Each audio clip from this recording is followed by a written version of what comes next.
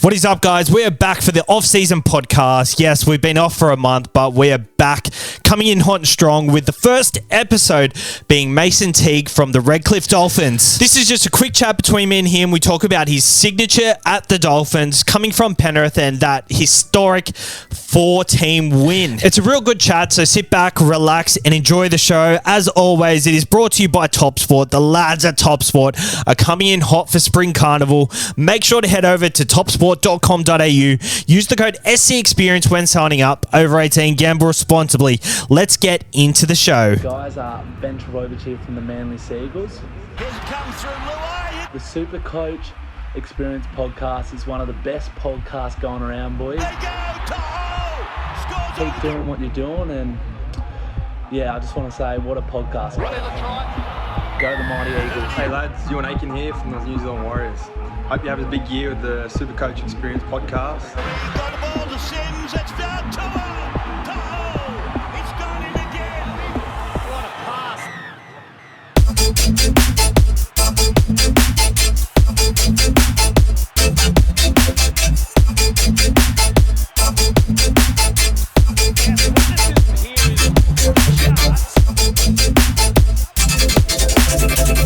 Hello and welcome to the Supercoach Experience podcast. I'm your host, Brendan Savage, and I'm joined by a very special guest today. We have SG Ball captain this year, premiership winning captain of one of the 4 Penrith teams, Mason Teague. How are you, Mason? Yeah, good, thanks. How are you? Really good. I really appreciate you for coming on. As I mentioned just then, SG Ball captain for the premiership winning side. How was that this year, and how does it feel to be part of that historic win? Oh, it was good. After doing the flag pre-season and just coming down, having my first session with Ball, I just felt like a really good vibe within the team, and I knew from the first training session we could really do something special there. And being a part of obviously SG and then flag as well, winning that, and then just cup winning and NRL winning, it was obviously history made. But yeah, I'm so happy and so grateful to be part of something like that. I know I'll never do that again, but yeah, just so grateful for that. Was there 2 separate competitions this year? Am I right in saying that? There was one at the start of the year and then one kind of at the end of the year as well? Yeah, so I was in the SG Ball team, and then a few of us boys moved up to flag. Mm-hmm.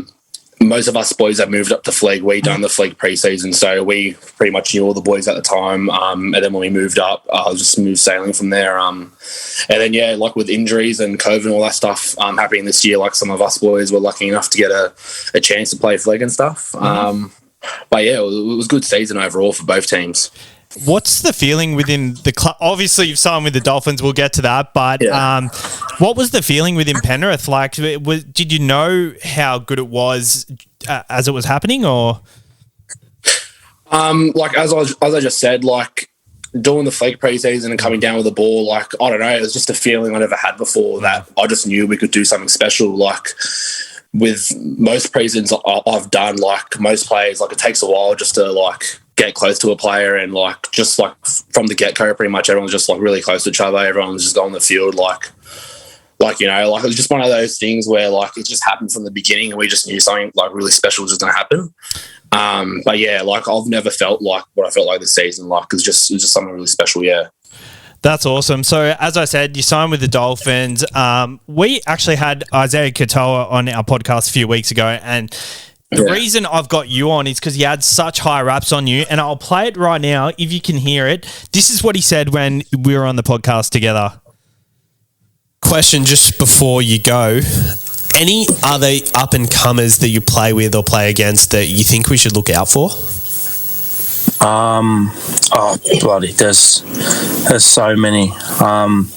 But I think the one that sticks out for me is he was actually the captain of our Penrith SG Ball team this year, Mason Teague. He's just so underrated. He's just, one of the best. I reckon he's one of the best middle forwards that I've ever played with. Just his work rate around the field, I think. I think the grand final, his stats were out of it. I think he had about 52 tackles and over 200 running meters and scored a try. So it's just, a lot of people don't really get to see that side of a player. So for me, it's just, that's the kind of player that you just appreciate, and as a team, just someone who does all the dirty work and doesn't get the praise for it. So you catch that? Yeah, I caught it. Yeah. Yeah. So he had massive raps about you. How do you feel being said you're underrated as a captain?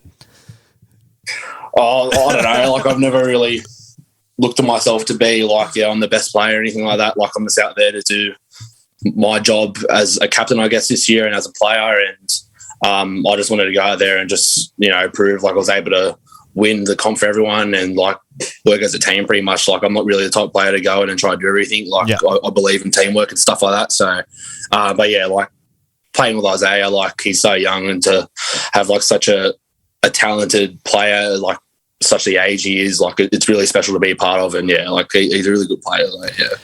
Back when we did the podcast then, he had already signed with the Dolphins and you hadn't. When we heard that you signed pretty much a month later, was that in the works a lot? And what made that decision come about? Because obviously within Penrith, the forward stocks have they're a bit lighter in the first grade team. So it would have been a harder decision for you, I would have thought, than Isaiah. Yeah, it was. Yeah. Obviously, like Isaiah leaving because of clearing all that stuff with me, like obviously done my research. Like, there's a lot of players in a first grade team that are still young, and then they still got a lot of players under that are really young as well. So, and I know a club like Penrith, they do their development probably better than any other club there. So I know with me being there was a lot of other players like ahead of me and stuff, and it wasn't too much of a case of I'm trying to rush like my debut. I just wanted to like get like a feel of a different club, I guess. And obviously being under Wayne Bennett, I know I'd learn a lot, and like there's a lot of stuff that falls under that. Like Dolphins being a new club, like I always wanted to move Queensland and live coastal. So yeah, like it was just like a move like I wanted to do from the start pretty much. And it was really hard for me like to put pen to paper pretty much, like being at the club ever since I was 12 and obviously having family and friends and stuff there. But at the end of the day, like it's a dream of mine, and yeah, I just really wanted to do it. So have you met Wayne? How is he? I've only met him once. He's a lot different than you see on TV, I guess. When you see him on TV, he doesn't really show much emotion and stuff, but in person, he was really good. He was funny, cracking jokes all the time. He was really good to talk to. He's even talked to my dad after we finished talking, and yeah, he's really polite. He's a great bloke.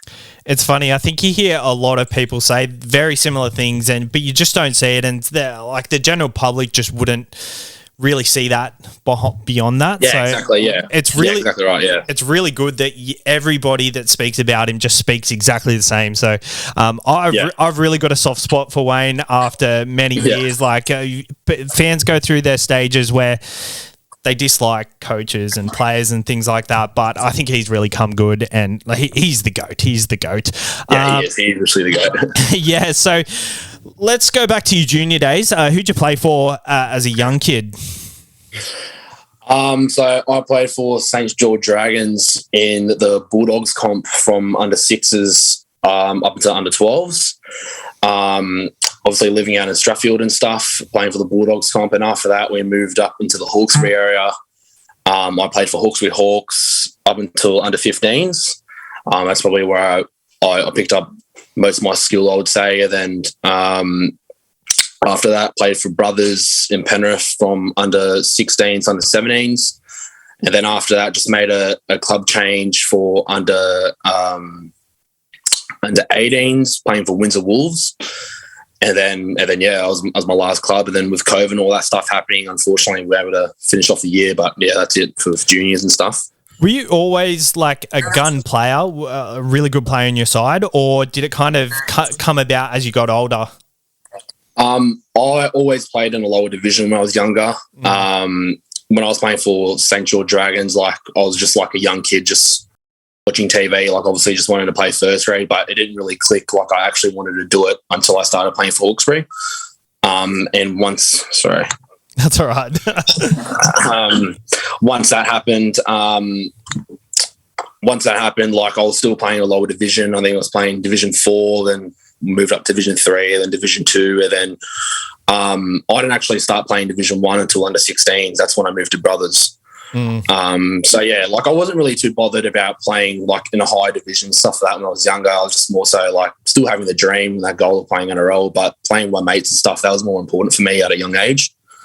So when when you're playing rugby league for fun, how does it being serious come about? Like, does someone approach you, or because I stopped playing when I was about 16. Everyone was getting bigger than me, so it was hard to like you don't hear stories like that unless you hear it from people like yourself.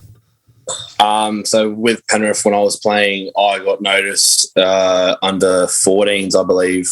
I think Penrith just post like a little squad up on Facebook or something like that, and I think I got notified off my parents saying that I made it, and then you just go through like a training squad, and then there's like a trial and stuff, and then they had like a little Bulldogs comp that year, and then as the year goes past, they pretty much have that little page on Facebook as well, and then when you get to like Jersey Flag and stuff like that, they start to call you and stuff like that when it starts to get serious.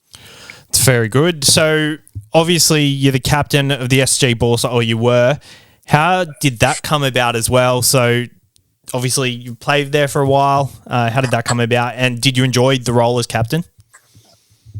Yeah, I don't know. I haven't really looked at myself as being that captain role. It only obviously came about this year after doing the flag pre-season and coming back and being announced as captain. Like, I was a bit shocked at the time because I've never been a captain before of a serious side, especially a rep side as well. Yeah. So when they told me, like, even my coach knew at that stage, like, I wasn't really the most vocal person on the field. Like, I'm not a player like that. I'm just more so a player where I guess like I just lead through my actions and I just try to do as much as I can on the field. Yeah. And I think my coach and most of the players I was playing with as well sort of knew that. So I wasn't really going to like go out of my role and try screaming at the field and being someone I'm not. Like, I'll try to do stuff like that. But if it didn't happen, I'll just try being myself and just do as much as I can on the field. And then I guess players just follow after that. Do you think it helped being that type of player for your side? Yeah, 100%. Like, I wouldn't say I was the only player that tried to do as much as I can. Like, there were heaps of other players like that. But I guess Isaiah as well, he was really strong vocally for our side as well. So I feel like he more so played that role, and then I play the role where I just do as much as I can on the field, and then hopefully just bring players with me and then just get the win at the end, I guess. So I asked this question to Isaiah. I'll ask it to you. Who around you that you've played with that you find that is someone to look out for? There's a lot of players in the SG War side, but my one would have to be my close mate, Keegan Russell Smith. He's going up to Melbourne Storm next year. I've played with him my whole life pretty much. He's a half. He was the one that kicked the final goal for SG. He got us that win. Dangerous player. He's just so underrated. Fast on his feet, can kick and pass. He can do it. I can do it all. Honestly, he's really underrated as well. Does he have a brother, Ethan? Yeah, he does. He does. Smith, yeah. I worked with Ethan for a long time, so small world. Small world. Ethan's a good bloke, so he would be, if he's anything like his brother, he's a good bloke. No, he's Yeah, very good. So Dolphins, what's the plan in the off season for you? Are you going to go hard, or are you going to try and time it well? Being my first preseason in a role, I'll probably just go as hard as I can, pretty much. Make a statement early, I guess. And as I was saying before, like, I didn't move to Dolphins to make my debut within the first year. Like, I don't want to rush anything because I know injuries and stuff will follow after that. So I think training hard will be my first goal, and then whatever happens after that happens, I guess. Like, I don't really want to force anything in my career. Like, stuff happens for a reason. I believe in that. And I guess that's probably it. How do you think the Dolphin side is actually shaping up? I know there's been a lot of talk about it in the media. It's not quite where everyone thought it would be, but I think they've done a solid job. Well, what's your take on it as someone from inside? I guess the social media side of it, anyone looking outside of the team would probably think the team's shit. But from my point of view, being an NRL team that's just starting off for the first year, I feel like it's really good and could make a statement in the first year.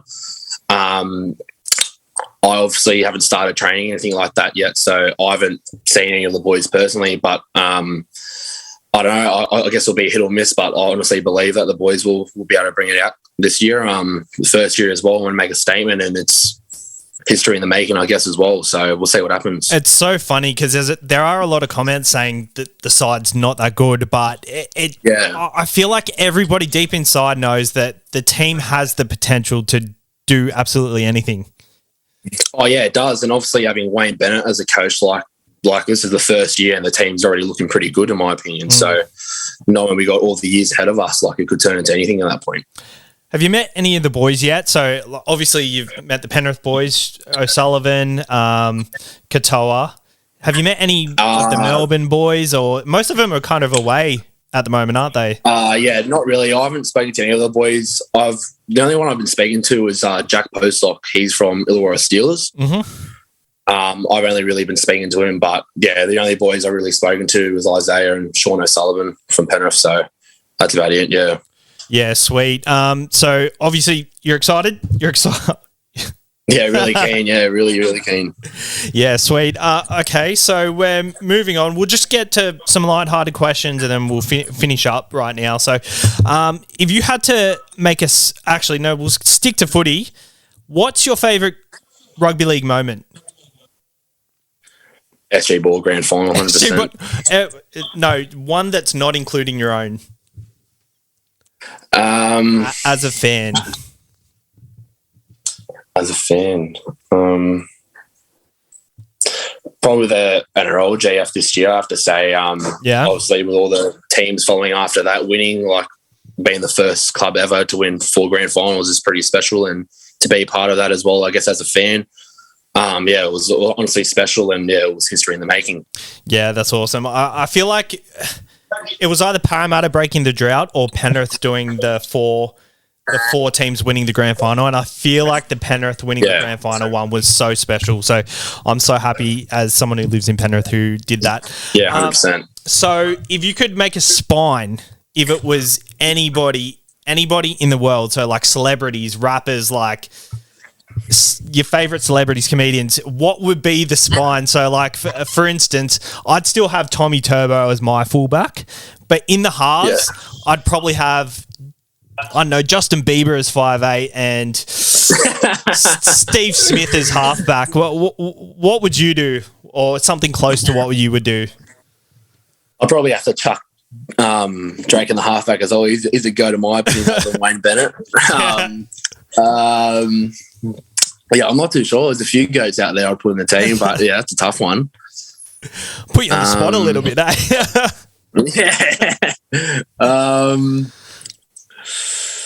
I don't know. That's a tough one. So Drake at 7. That's it. Drake at 7. That's it. That's Drake at 7. Very good. Okay, so before we go, cheers for coming on, and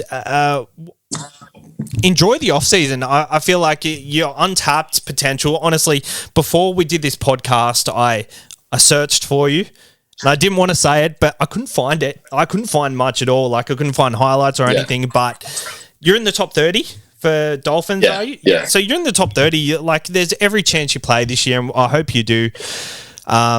So honestly, if you do, like, it would have been a testament to your efforts this off season. So I really hope you get there, and I appreciate you for coming on. Nah, sorry, I appreciate the call, and anytime.